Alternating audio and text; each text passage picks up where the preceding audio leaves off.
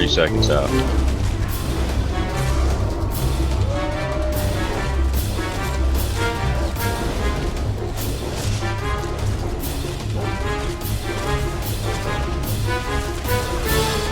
I'm gonna get there and immediately die.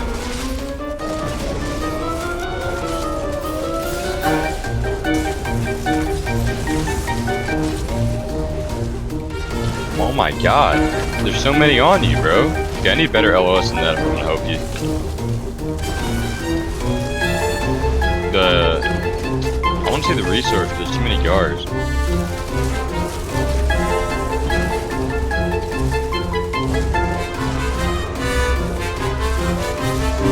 Lord, what? Dude, I'm not gonna be able to help you with this.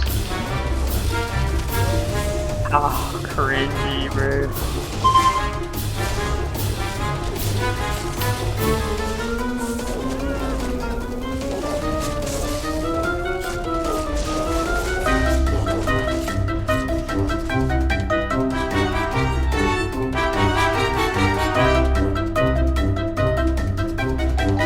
Hey everybody, and welcome to my quick build guide for Werewolf. I just wanted to release this high IQ build for low IQ players that want a super easy way to tank everybody and win the day without actually taking too much time to learn how to play the game.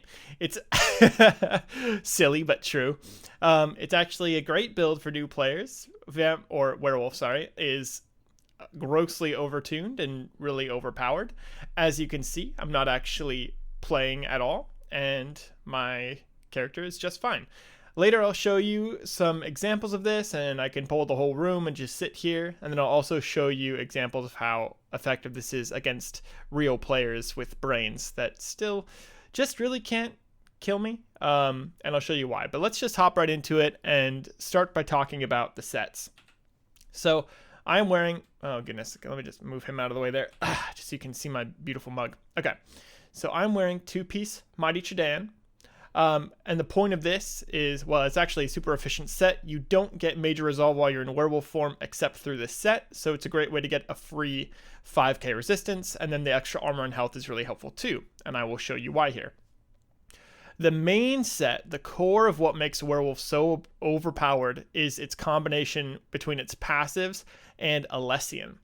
Alessian gives you 2 lines of armor, a line of max health, and then one of the most overpowered when built into 5 pieces in the game, which is it increases your health recovery by 2% of your sum total of your physical and spell resistance.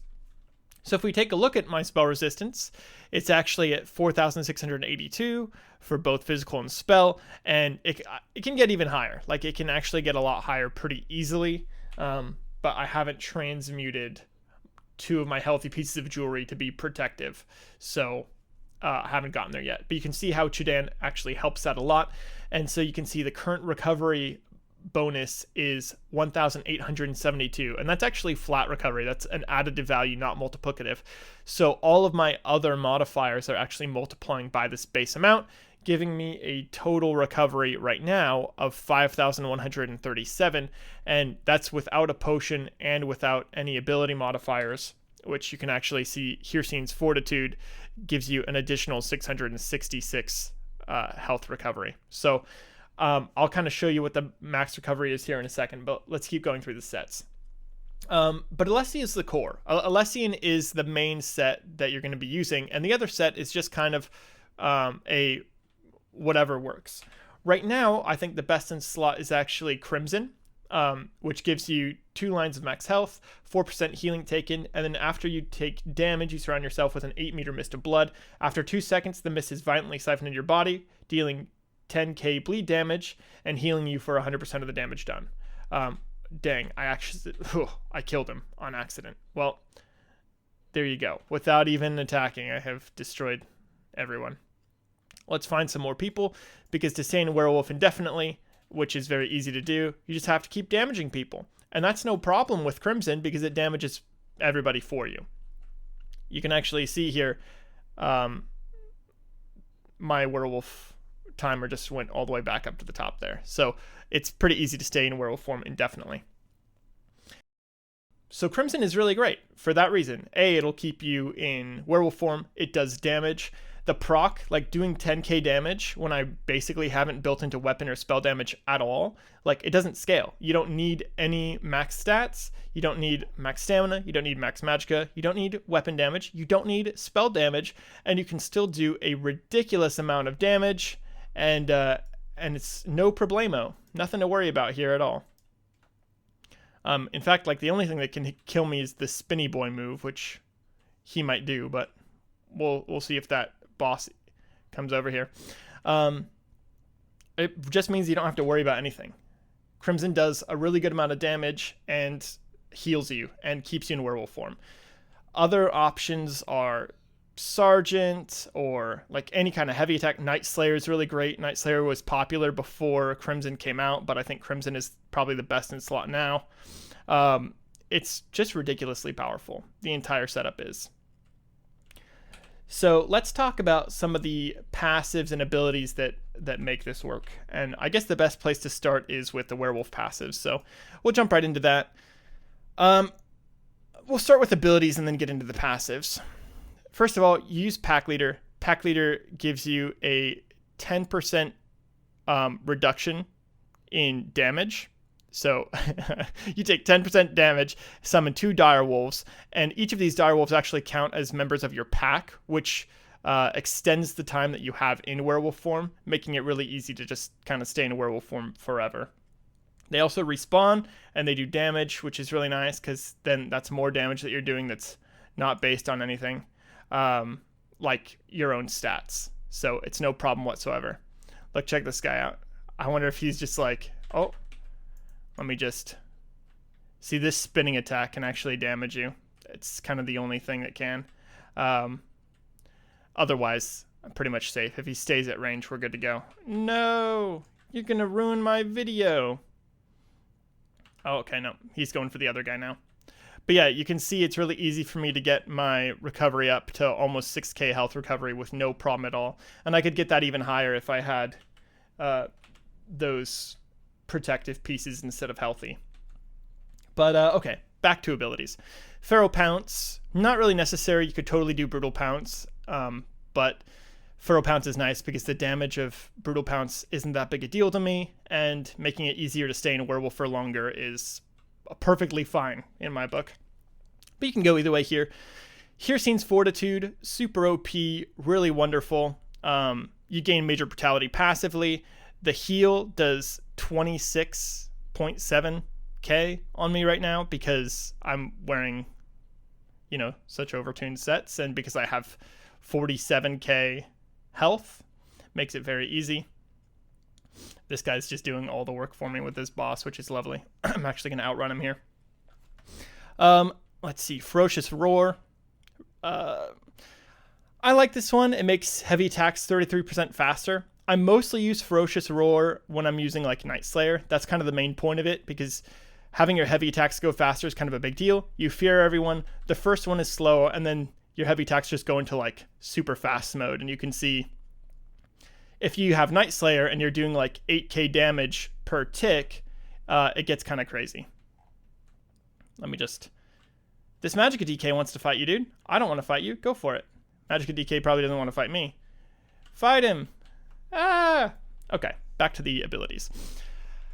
Howl of Agony, another one that doesn't really matter. I think Howl of Agony is better because you're going to do more damage with it, especially since, I'm playing solo a lot. I don't really care for a synergy. That doesn't make a difference to me.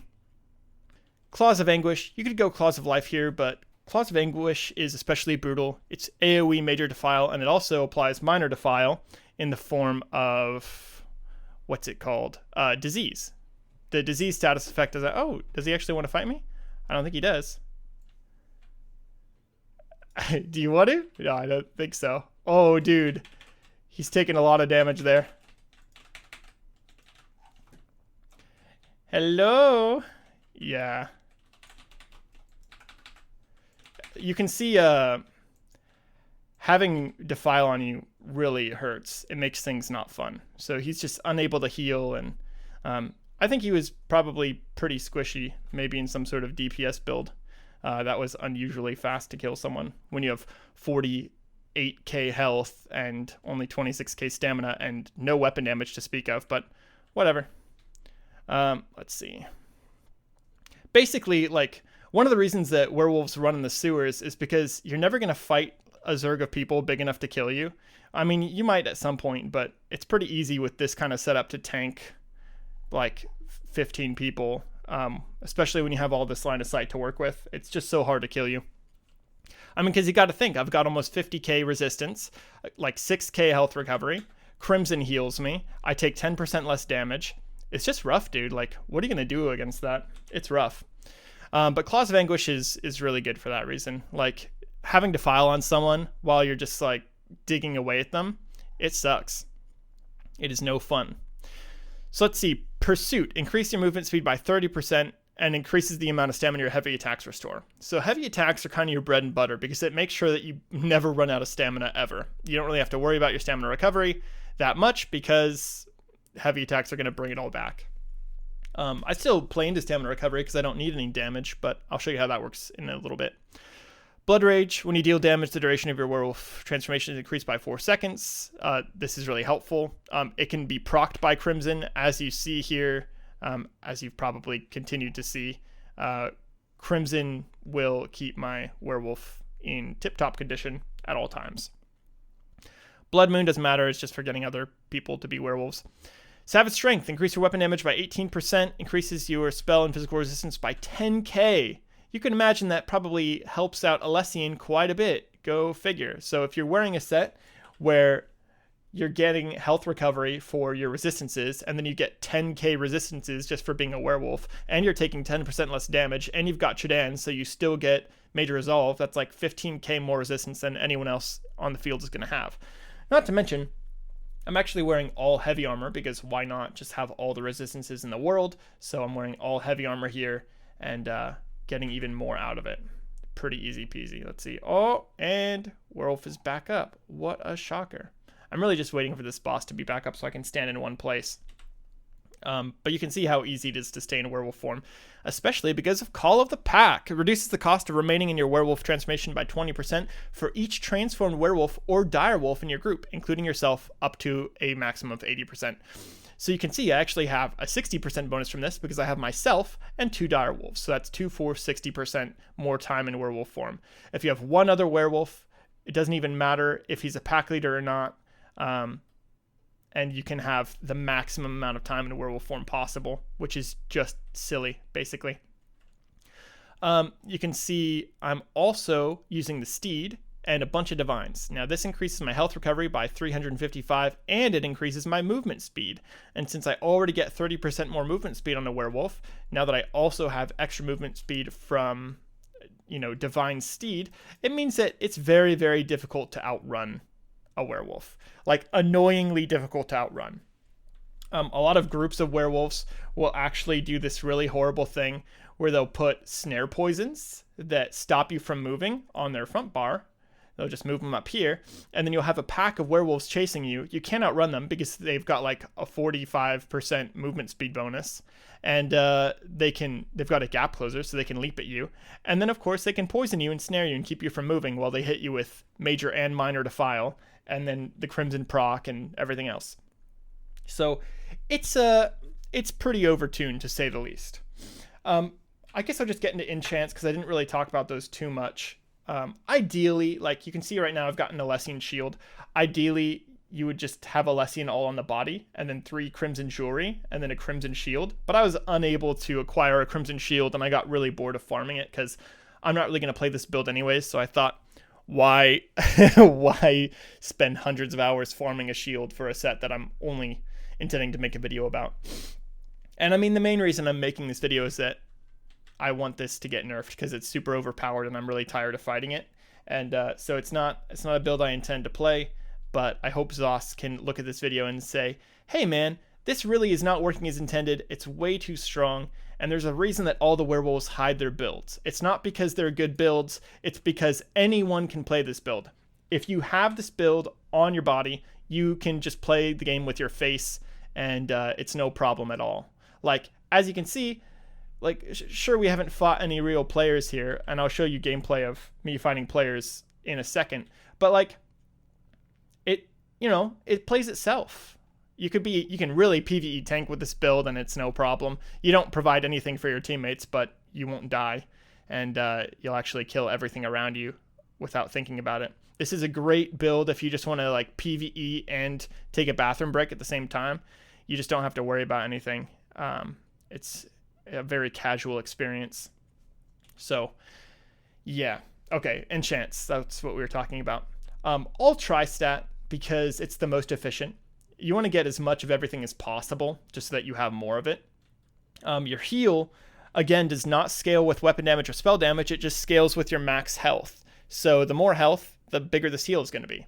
So you can see, like, if I was to get really low health, which I'm not even sure how I'd get myself low health, all I'd have to do is press my win button, and then my health would be, like, basically all the way back up to full. And it would give me more health recovery, which means, like, in a single tick, I can restore, you know, like 30k health very easily, especially with Crimson going off, and it's kind of ridiculous. I'm running 3 try recovery on the jewelry. Again, I don't need any damage. I don't need weapon damage. I don't need spell damage. So more recovery means I can cast abilities more often. It means I can cast more Defiles. It means I can cast more Howl of Agony. Not that I really need that. Roar is really nice. I can cast more Fears, and I can just cast my, you know, heal/win button all day long. So more recovery is better. And you can see I've got almost 1,000, like 900 magical recovery, 1,000 stam recovery, and then 6k health recovery. When I drink a potion, obviously all of those go up. Let me just do that for you.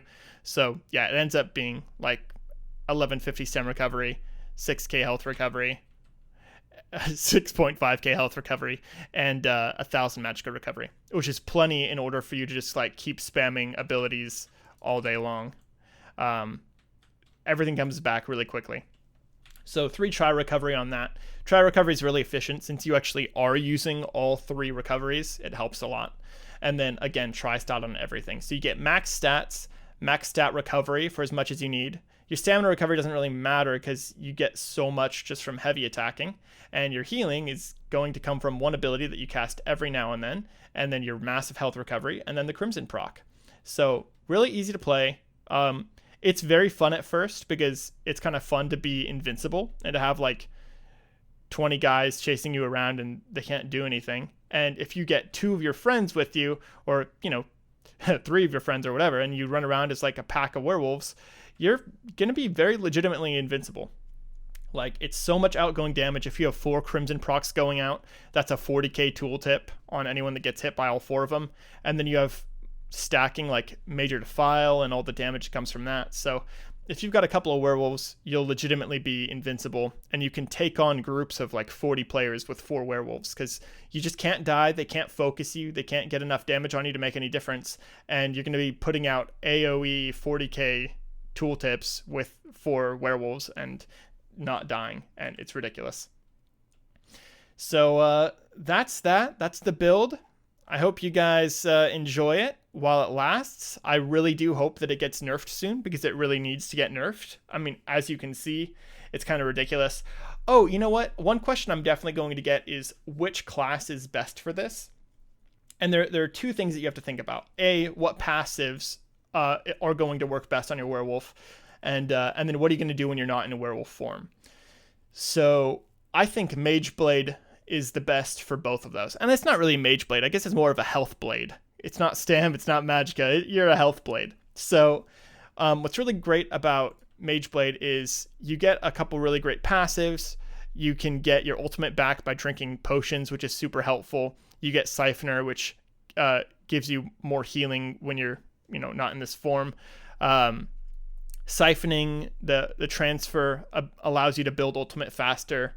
And but the big one is Refreshing Shadows. So you get an increase to your health, stam, and magic recovery by 15%, which, of course, since the whole point of this is to have ridiculous resistance and health recovery, it really builds into that nicely.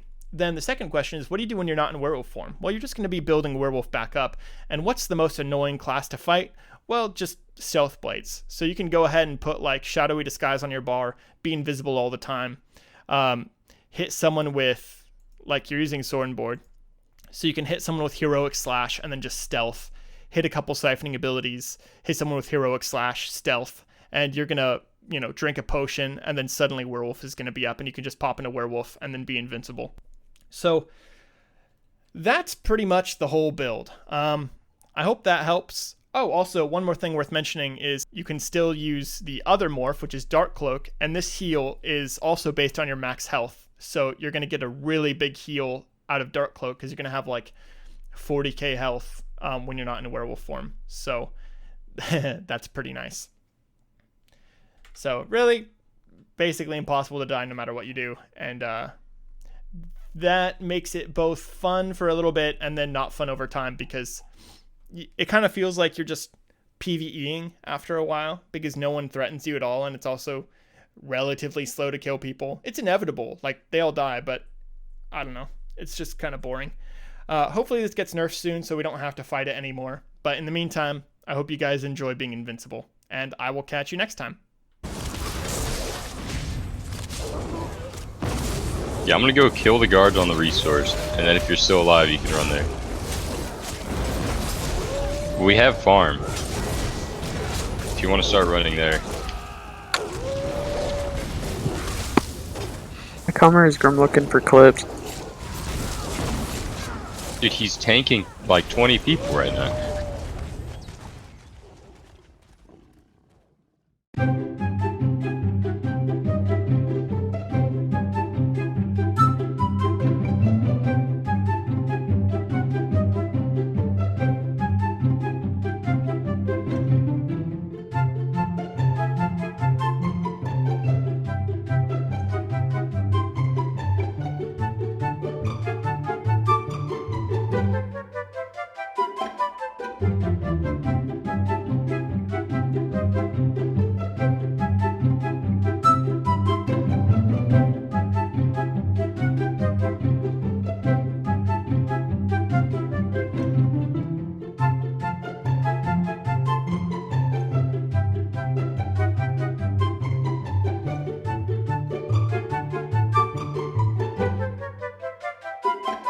you